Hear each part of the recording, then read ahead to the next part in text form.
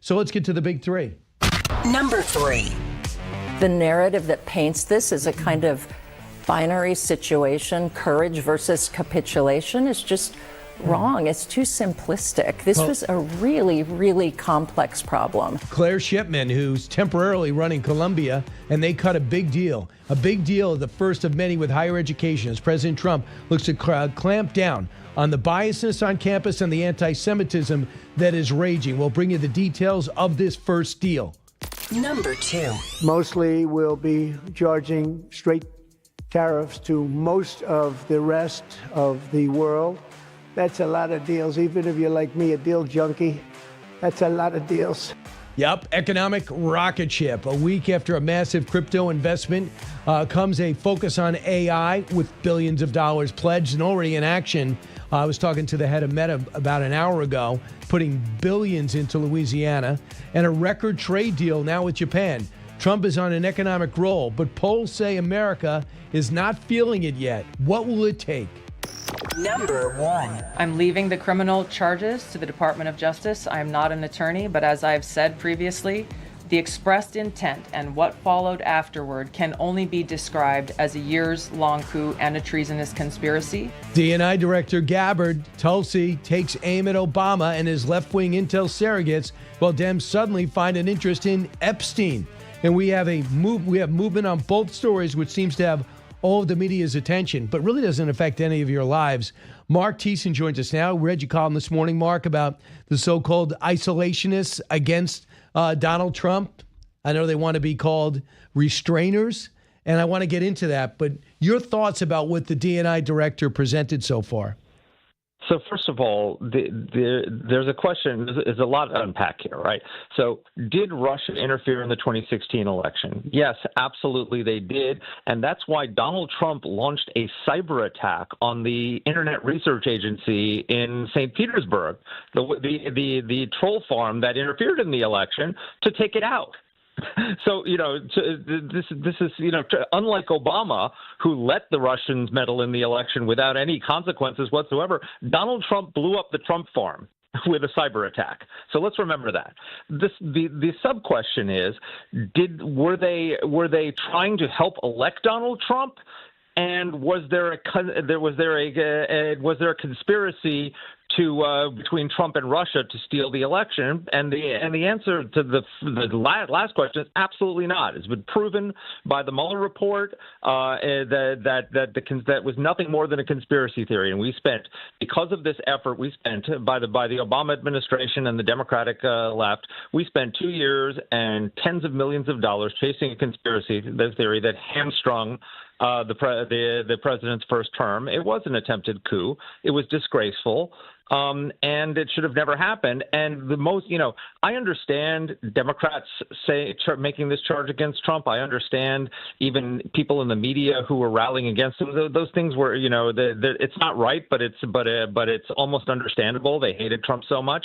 What is unacceptable are the people in the intelligence community who pushed this lie, because the people like Brennan and Adam Schiff and Swalwell, who were on the intelligence committees in Congress, what they were basically telling Americans was, we've seen secret evidence that you can't see that Donald Trump colluded with Russia and that the election was stolen and his presidency is illegitimate. And it turned out to be a complete lie, but they spread it. And so they destroyed confidence in the intelligence community, confidence in most of the people in the intelligence community are not partisan hacks. They're actually trying to protect us.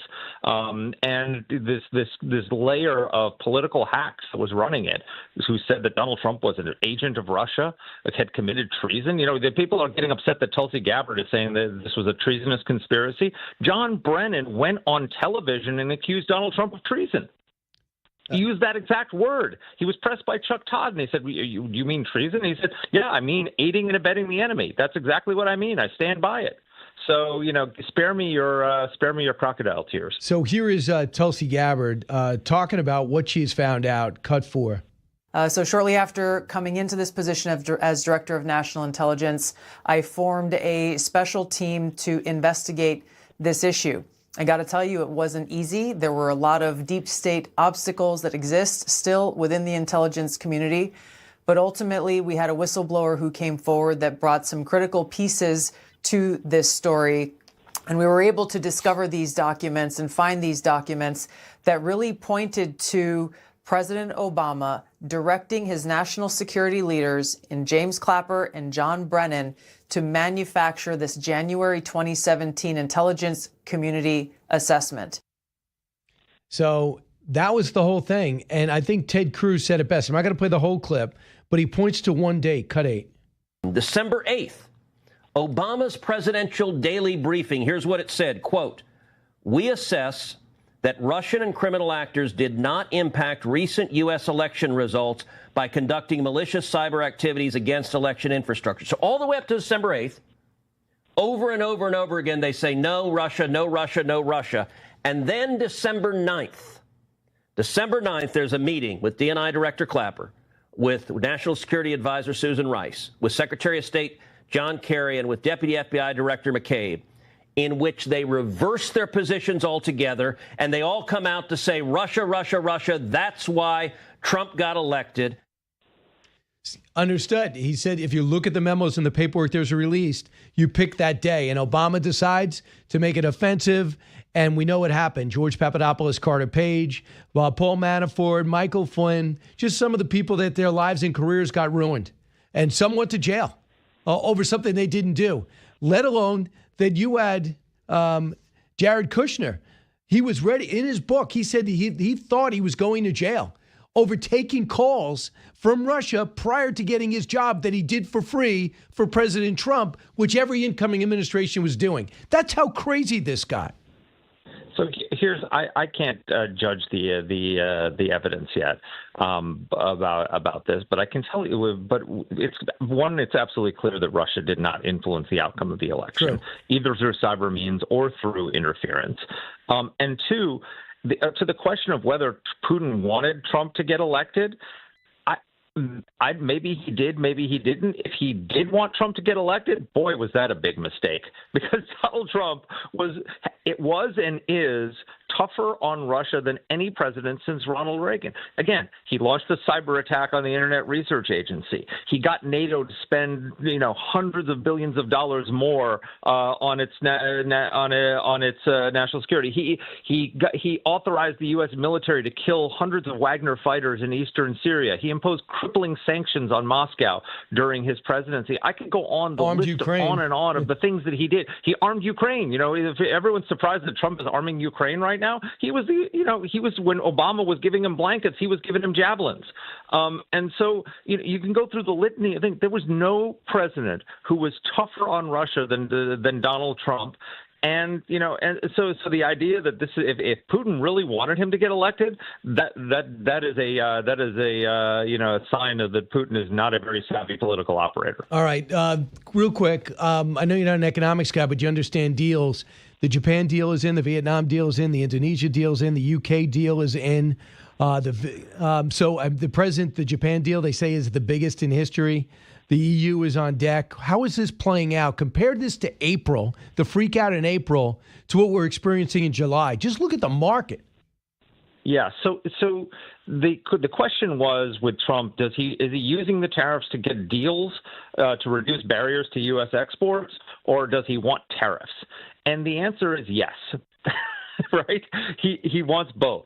And so he wants we're seeing a new thing coming out where he's using tariffs as leverage to open up markets for U.S. goods, but he's settling not for zero deals, which is sort of the standard in past trade deals to eliminate tariffs, to something like 10 or 15% tariff as a baseline tariff. Now that's higher than it's been historically. And it's not something that's going to stop people from it's not going to build a protectionist wall that forces us to reshore jobs here and reshore industries, but it's going to bring in more revenue. And if you think about this, when Ronald Reagan was president, the principle of the Reagan Revolution was the Laffer curve, right? Which is that the idea of the Laffer curve was that if you have a zero tax rate, you get zero revenue. If you have a 100% tax rate, you get zero revenue because nobody produces anything. And somewhere there's a curve where somewhere there's an optimal tax rate where you get the most revenue without crushing productivity, right? That a tariff is a tax. So the same thing applies to tariffs. A zero tariff rate means zero revenue. 100% tariff rate means zero revenue too, because nobody's going to trade with you. Somewhere low on that curve is an optimal tariff rate where you're bringing in revenue, but you're not reducing trade. And maybe that's 10%, maybe that's 15%. I don't know. But Trump is applying this principle of Reaganomics to the trade, to trade, and it makes sense. And by the way, the tariff money helps because nobody retaliated. Outside, I think, Canada, of all people, nobody retaliated. They basically are paying it. So we've gotten an extra $100 billion plus since April, Liberation Day. So you just talked about today within the Republican Party in your column, there's two groups that are forming. There's an isolationist group who do not want to be involved in Ukraine, do not want to be involved with Iran, not our problem. You know, Russia's not the issue. You know, who knows how they feel about Taiwan. But that group helped Trump get elected. How's he responded since he got the job? So I don't know that they helped Trump get elected, and I don't know that they voted for him. Well, they voted for him, but they're tiny. They're loud and small. They have no constituency in the American public. You look at the Reagan Institute poll, and 90% support bombing Iran, 70% support being more engaged in the world. Only a small fraction say less. The MAGA movement is not isolationist, and the neo-isolationist right knows that people don't like isolationism, so they don't want to call themselves isolationists. So they've decided to call themselves restrainers. Well, who exactly are they trying to restrain? Trump. I don't know. Yeah. Trump. They're trying to restrain Trump. They didn't want him to bomb the Houthis, right? That's Europe's problem. Well, he bombed the hell out of the Houthis, and he took out thousands of Houthi targets and protected our shipping around the world. They didn't want him to bomb Iran. Tulsi Gabbard, put up a video saying, the warmongers want to get us into a new nuclear war, and she had to be dressed down publicly by the president. He went out and he obliterated the Iranian nuclear program. They didn't want him to arm Ukraine. It's not our problem, not our war. Trump is arming Ukraine. The restrainers are trying to restrain Donald Trump, and Donald Trump is not restrainable. He has never been an isolationist. You look at his first term record. This is the guy who bombed Syria twice for using chemical weapons on its people. Killed Qasem Soleimani, destroyed the ISIS caliphate. That no president in my lifetime has exercised U.S. military strength, flexed America's military muscle on the world stage more effectively without getting us drawn into long ground combat than Donald Trump. And so he's not an isolationist, and the isolationists are sort of on the outside. They're out of step with Trump, and they're out of step with the MAGA movement. And I think what they're trying to do is they're trying to hijack MAGA and turn it into an isolationist foreign policy vehicle for their Fortress America views. And Trump's not playing along. And the big question is what happens after Trump, which is a question for a few years from now.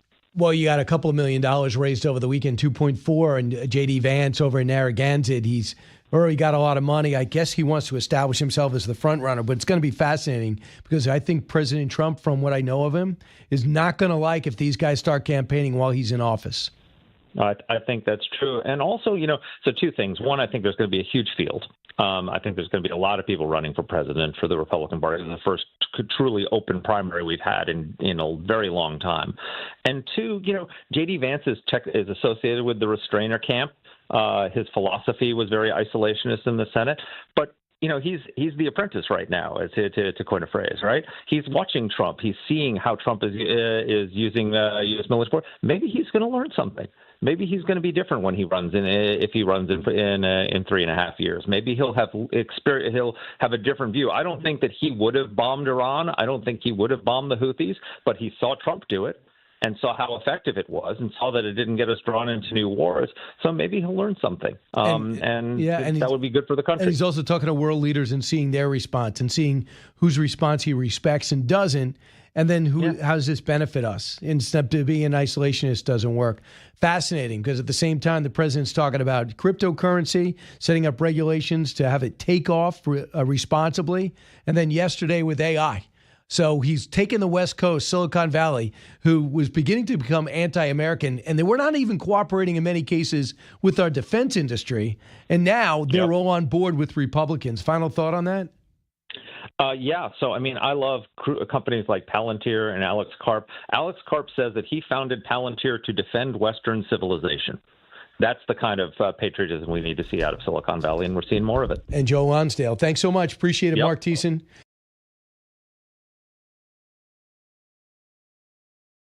Gillian Turner is going to be here in a matter of moments. Some reports are she's here already. She's with Fox News, and she hosts all over the channel. But what are you doing today, Gillian? What's your job today? I just anchored America's Newsroom with For 2 hours. Mr. Bill Hemmer. How do you deal with Hemmer? He's a handful. I'm, right? I'm not supposed to say anything. Right. Because Just between us. Yeah, just between us. It's difficult. It's not easy. Pretty high maintenance. Right. He is known as the easiest anchor in the I know, world to work with. That's honestly, why I said that. He literally, you could be a potato sitting in the chair and he would make you look great. Oh, he does a good job. But you do not need any help. And you're basically all over Thanks the for channel lying today. to me. I appreciate it. That is not true. You're also on the 5, correct? No, not on the 5. Not on the 5 this week. But you have been in the past. I've been on the 5. And you have managed to... I'm almost recovered from it, too. I think your style throws off Gutfeld. He doesn't know quite what to make you. He doesn't know you have a sense of humor. He's jealous of me. You think so? That's my personal... Again, just between us, that's my personal take on it. Right. In what way? Like, what are you doing that he wants to do? Well, like, for example, last time I was on the 5, he made fun of me because I was wearing an orange blazer. Right. And I'm like, you wish you could wear orange. You wish. And the fact that you can take it and give it back, that makes you endearing to him. The last I've known him a long time, like from back, like before, like when I was a contributor on Fox. Did you do Red Eye? No, it was like after Red Eye, but it was when he had his weekend show. Oh, so like he was going much more back humble. to then. Yeah, it was like before he got this, like, holier than thou thing going on. Right. But he did get funnier. I don't know. Not really? I don't know. He's kind of... He got better ratings. Right. So you just I'll think... give him that. Overall, what I'm getting from you is overrated. Gutfeld a little overrated? I didn't say it. You said it, but, That's how you feel. I'm not going to confirm or deny. Fantastic. Have you noticed this? We are focusing on 3 big scandals. Epstein, Tulsi Gabbard, and we're focusing on... What's the other third one? What's the third one? We got Tulsi Gabbard, we Biden got decline? Epstein. Or that's kind of... What did you say? Biden decline? Do you count Yes, that as the other I one? do. Yeah. Because we have 3 things. And what's happening today with Ron Klain, the former chief of Right, staff, yeah. comes in. But do you realize for the American people, outside people who like soap operas and reality shows, it's really of no consequence. I mean, the things that really matter is what's going on. Is Iran going to sign into this deal? What's going to be the turmoil in the Middle East? In terms of these trade deals, that's going to affect the American people if you see the scope of the trade that could be coming to our shores. That AI meeting yesterday. Yeah, big deal. Do you know anybody? There's nobody that could say AI has nothing to do with me. It is really like the emergence of the internet. I mean, you could make a really sound argument that all that matters for the future is whether the U.S. or China wins the AI race. Whoever dominates there, that's it. That's the future of humanity. And Not just that was this yesterday. country or that country, but like this is the most important fight that the United States is fighting. So if you have that, the cryptocurrency, the big, beautiful law, love it or hate it, these are the things that are consequences. Why? You talk about unemployment. You talk about opportunity. You're talking about the price of goods that you shop with every day in order to allow you to pay for your kids' camp or to be able to get that new car or that new house. So why do you think the first 4 stories in the New York Times, the Washington Post, are about Epstein or President Obama and not more about the things that have more impact on people? This is a question I literally ask myself every single day when I wake up, right? Like when I'm not anchoring, I'm covering the State Department. I go over there every day and it's like, Marco Rubio is not particularly scandalous or headline grabbing Right. as Secretary of State. So people tend to look past whatever he is doing. But he's the national security advisor, but he's also the Secretary of State. He is executing the foreign agenda around the world. And whether people are paying attention or not to whatever trip he is on that day or that week, it's all got big implications. Absolutely. I've always just as a person believed that policy mattered a lot more than politics. I don't know that ultimately I'm right or wrong on that, but that's just sort of my view of the world. I think that people pay far too much attention to like who said what to who and who tweeted what. It's like it's U.S. foreign policy and U.S. domestic policy that matters. So let's do what we want. Okay. Because it affects the most people. Let's talk about what happened yesterday with Japan. The fact is that they're going to be investing $550 billion here, that they're going to be buying rice from here to give there. The fact that we're going to have American cars in Japan, possibly affordable and a true option. I think that's pretty significant with our fifth biggest trading partner, don't you? Yeah, it's a big deal. I had Governor Glenn Youngkin on yesterday to talk about something else, but I asked him about the Japan trade deal because they're going to be most of the deal's details focus on agriculture investment, which impacts his state, focuses on AI, AI investments like server and communications infrastructure. A lot of that's in Virginia.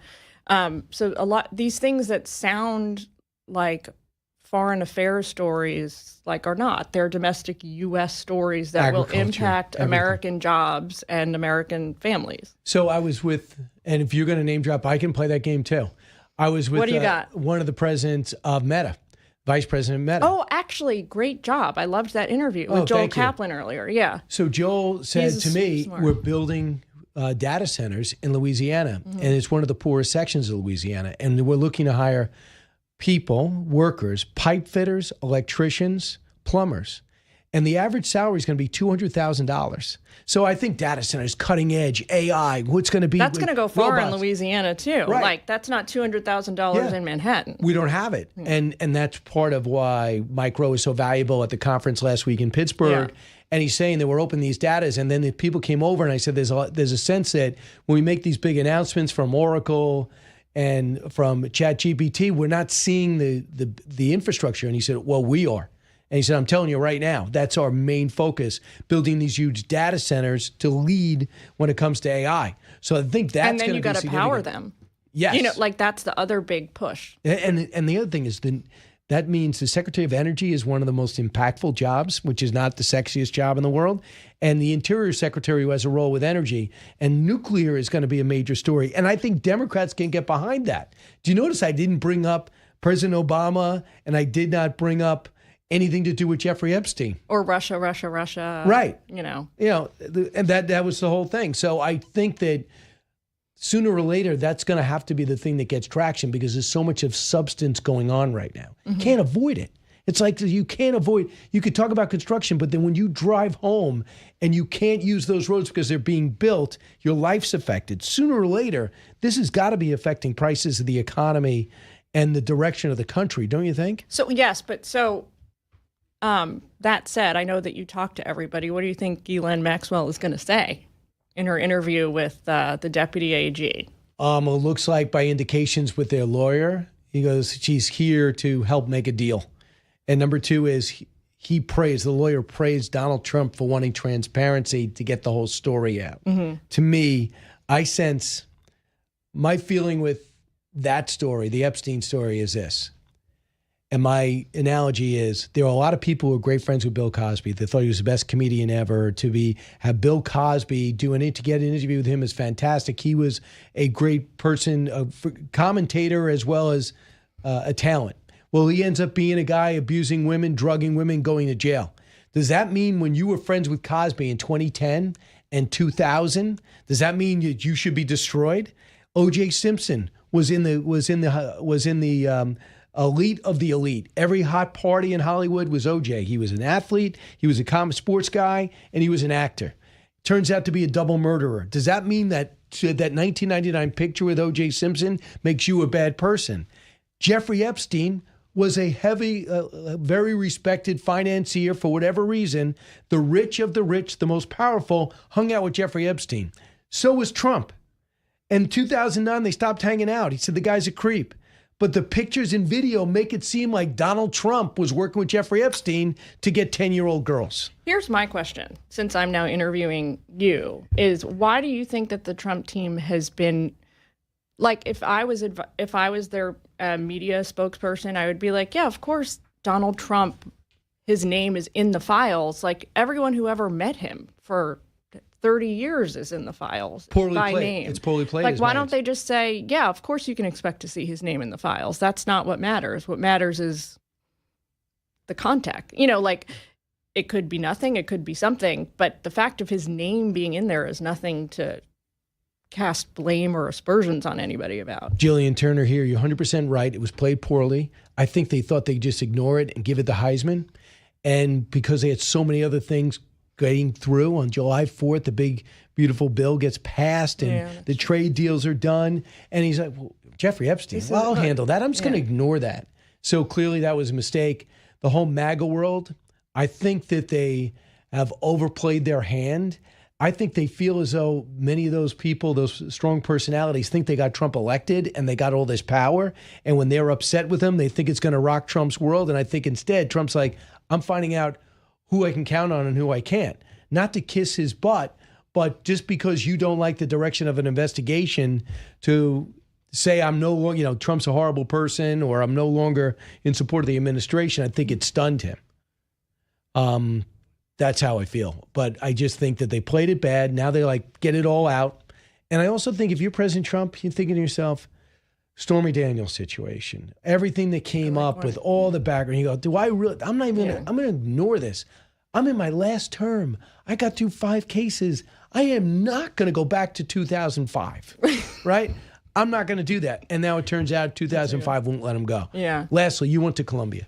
Oh, I did. Yeah. It's Your thoughts about the deal? I actually think that it's a good thing that the school signed onto whatever this deal is with the administration, because I think it gives them a chance to go on and continue. They acknowledged in this settlement that they failed to protect their Jewish students from going to classes on campus, from living in school housing, and now they can hopefully try and redirect, you know, and get back on track to being an academic institution. The schools that are fighting this are going to get consumed by fighting this for the next however many years, and some of these like vaunted institutions might not survive. When you were there, did you pick up any of that?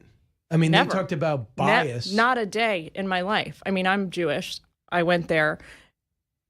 Never experienced anti-Semitism that I can remember, you know, from students, faculty, for anybody. I can't tell you. Because It could be graduate school. A lot of people go back for. All right. Okay, fine. I was there from 2001 to 2000, and I graduated a semester late in 2006 because I took a semester off to work in Washington.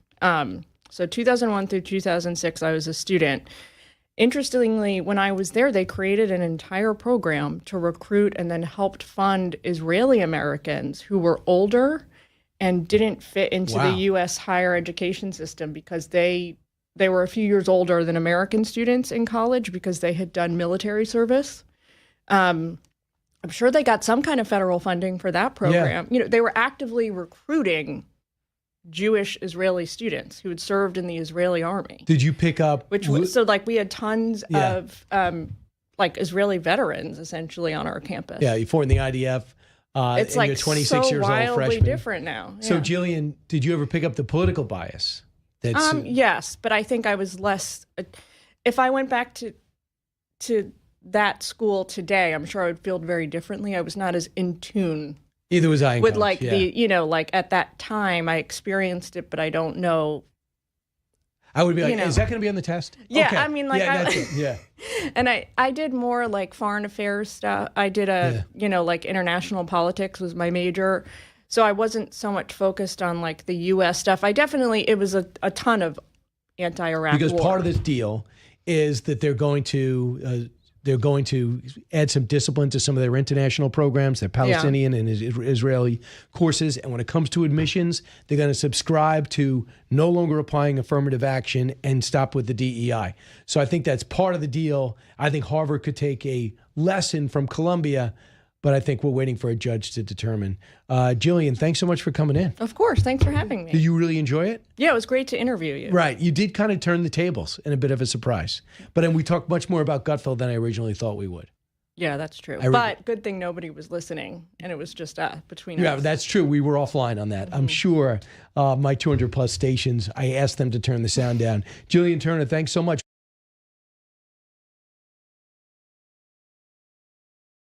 some of the countries have so many countries you can't negotiate deals with everyone, so we'll have a straight, simple tariff of anywhere between 15 and 50%. A couple we have 15 because we haven't been getting along with those countries too well, so we just say, let's pay 50, and that's the way it is. But remember, we get countries that were closed, always closed. Everyone in this room would never remember any of them to be open. We've offered such a deal to the European Union, where we're in serious negotiations, and if they agree to open up the union to American businesses, then we will let them pay a lower tariff. And then they'll have another major deal. But the fifth largest trading partner is Japan, and they did work out a deal there. That adds to the Philippines, Indonesia, the UK, Vietnam. These deals are done. And the framework with China, and I think they have meetings next week in China. Now, they're a long way from April when he announced Liberation Day and the market dropped. I mean, for the most part, the market it's down slightly today, but it's at over 44,000. The NASDAQ has been through the roof. The president has passed a cryptocurrency bill. He set up parameters and barriers and cut red tape. He did the same thing yesterday with AI. And he feels good about where the economy is now, especially after making the big, beautiful bill now law. A man had everything to do with that and couldn't be happier and should be pleased is our next guest, Senate Majority Leader John Thune. Senator, your feeling about where we are economically right now? Brian, I think we're poised for some really exciting things in terms of the economy. As you've seen, the president with his policies and working with the Congress has provided some powerful incentives for people to do business in this country, and a lot of our businesses that have a footprint, multinational businesses are reinvesting in the United States, bringing supply chains back home. I think that the tax policies we enacted with the One Big Beautiful Bill will further that, along with regulatory policy, energy policy. I think the president and his team are doing all the right things to ensure that America continues to be the place where people want to invest and do business. And I think that has huge upside for the country economically. So just a Fox News poll, and I think you see the polls. If anything, they are a little tough on Republicans. I don't know the science behind it, but traditionally. So the Fox News poll said only 32% of the country look at the economy as excellent or good. 67% say fair. Now that is up 2 points from up 1 point from June, up 2 points from April. March, that number was just 21% thought he was excellent. So it's trending in the right direction. But why do you think there's a lag to 50%? I think part of it is, as you know, we've been working since the president took office on the One Big Beautiful Bill, and it's been coming together. We haven't had a product to get out there and sell. We now do.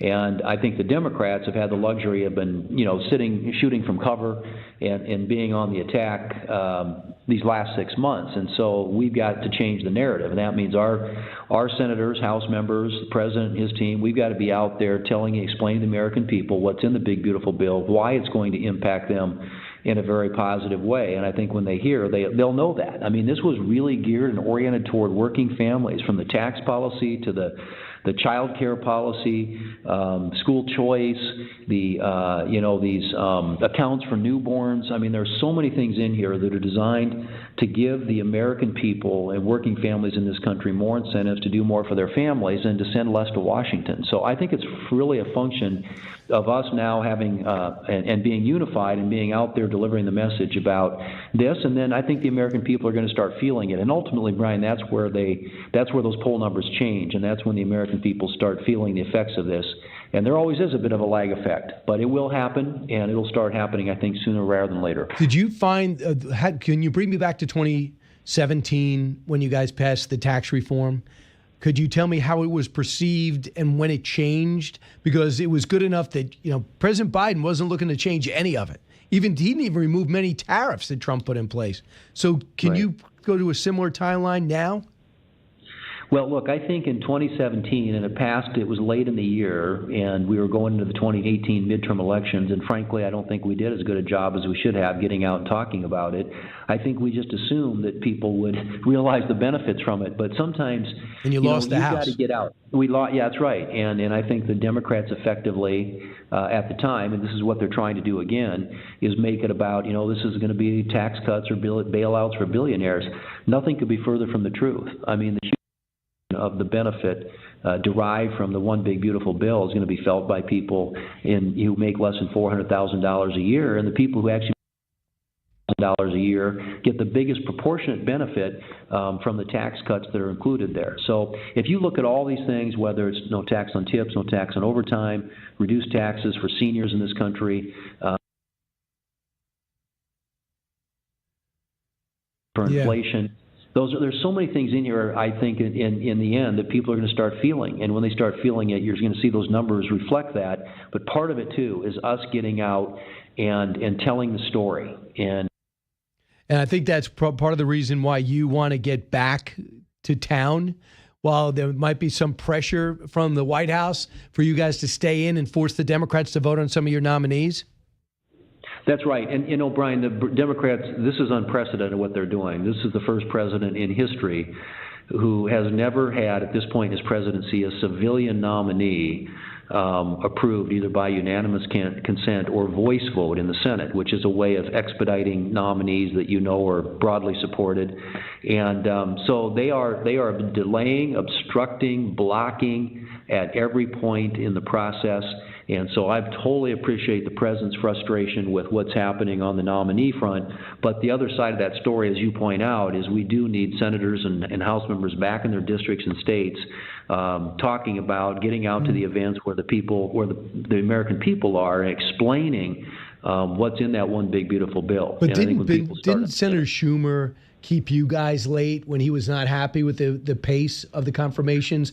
Right now, unless you have better stats, which you might, there's 259 positions that are being considered by the Senate, waiting for a vote. 97 have been confirmed by the Senate. That is way below Barack Obama's level. Well, we're actually way above Trump 1. I mean, we're about double the rate of 2017 and ahead of Biden. But the one thing that did happen in 2017, Brian, going into the August recess, is the Democrats agreed to process a bunch of nominees in agreement with the Republicans. So far, they haven't indicated any desire to do that. But we are still going to grind it out on these noms in the coming weeks. And, we're, like I said, we are about double the rate of where the Trump administration was in 2017. And we're getting no cooperation from the Democrats. But as we head into next week and then beyond that, the month of August, we will do what's necessary to ensure that we get the people across the finish line that the president wants to get into those positions. But, we got the cabinet through at the fastest pace in 20 years. We've kept the Senate in session, 10 consecutive weeks for the first time in 15 years. And we put up more votes at this time in a legislative session than any Congress going back at least to 1989. I mean, and a lot more votes. We're keeping people here. We're working them. We're just not getting any cooperation. And that's I think, what's unusual and unprecedented. And that's why we're going to have to just grind it out and wear them down. And basically, even though you're in the majority, you need the Democrats to show up, even if they're not going to vote for your guys? Well, that's the problem. I mean, the Democrats they could leave town. We have to produce a quorum. And if we get under 50, if we don't have, more than 50 Republicans here to produce a quorum, we can't do business. So it requires every Republican to stay here. And one of the challenges we've had, particularly on Fridays and weekends, is keeping attendance here so that we can win votes, or at least have a quorum to do business. So there's nothing about this that is easy, but it should be a lot easier than it is. And right now, because of the way the Democrats are playing and their Trump derangement syndrome, they're putting up an unprecedented level of obstruction. And I think the only way to beat that is to just grind them down. And we've done that a lot already. Like I said, we're about double the rate of where Trump, the first Trump administration was at this point in his presidency. But as we head into the August break, we need to get a whole bunch more confirmed, and we intend to do that. All right, so let's talk about how you're going to try to increase the majority, or at least hold on to it. In Georgia, they say Senator Ossoff is the most vulnerable. But right now, who are you looking at as the best shot at winning the primary and maybe or walking through the primary for that Republican side of the Senate? We've got there are a lot of interest in the state of Georgia in running, and I know that there are at least a couple members in the House delegation. I think there's a statewide constitutional office holder down there that I think is interested in running, and of course we're hearing too Derek Dooley, who's the son of Vince Dooley, is a famous Georgia coach, and Derek Dooley is a coach in his own right, coach with Nick Saban at Alabama and LSU and some other places. Is also expressing interest. So there's a lot of interest in Georgia. Obviously, there's probably going to be a primary there, but I'm hoping that we're going to have a candidate that can emerge not only just from a primary, but also that will be a good general election candidate, because I think Georgia is a great opportunity for us. It's a state that ought to have ought to have 2 Republican senators, but at least we ought to be able to elect 1 in 2026. So Doug Collins would have been perfect, but he's got another job right now. New Hampshire.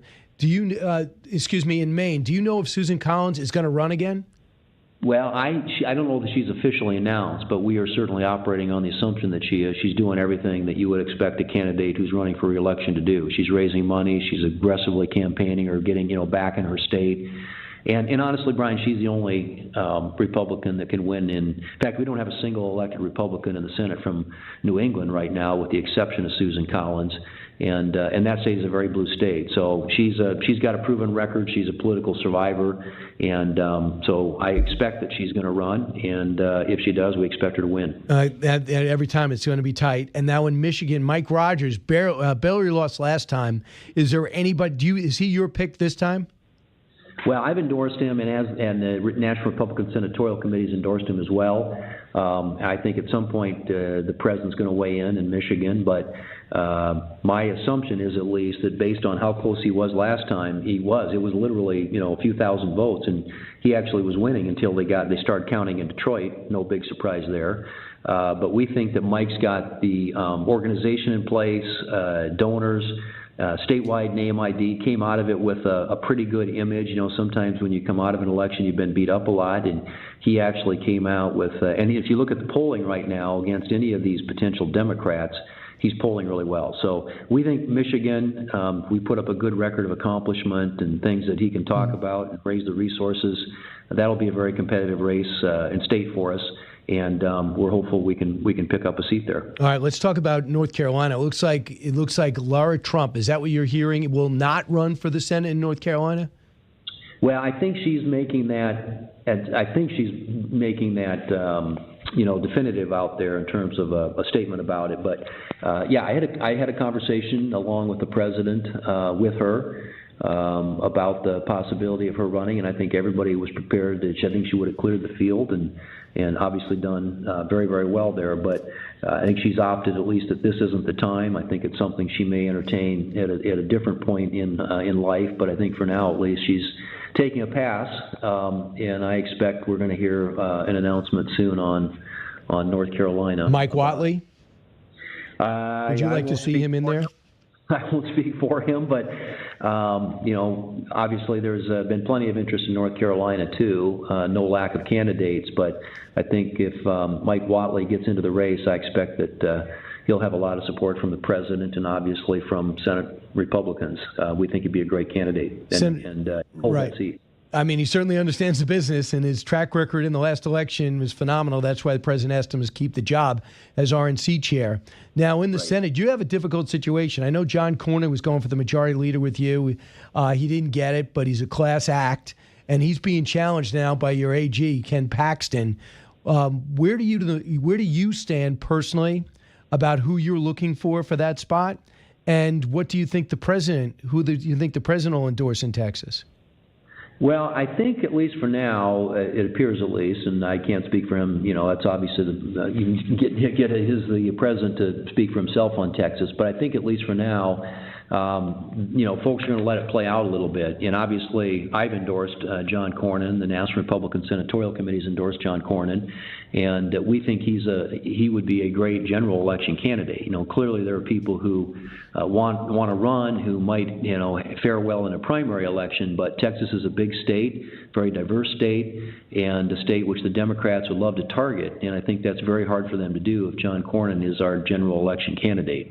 So as we look at Texas, obviously we're looking not only at the primary, but also how do we hang on to that seat and make sure that it's not a race that the Democrats can target and have success with. So again, there are a lot of people in the state of Texas who have perhaps other candidates that they're getting behind, but as we look and think about Texas, we're thinking general election and hanging on to that seat. And what about in New Hampshire? Scott Brown's been on here a couple of times. He's put his hat in the ring. Is he the best candidate to get to flip that seat? Well, Scott and I are friends. We go back a long ways, and I'm a big fan of his. I think he is out there already, but we'll see. I mean, there may be some other developments in the New Hampshire race. So at least for now, we still see that as a potential pickup opportunity in a state where, in a good year, right year, and if we have a candidate that can win not only the base Republicans up there, but appeal to some of the independents that are very active in New Hampshire elections, we could have that also could be a seat we could win. So we're taking that one very seriously, you bet. Senator John Thune, I saw your Instagram when you're there in a wetsuit doing a backflip after passing the big, beautiful bill. So I know you're happy, even though you're low key. So thanks so much, Senator, for joining us and giving our audience the up to the minute moves for the Republican Party. Appreciate it.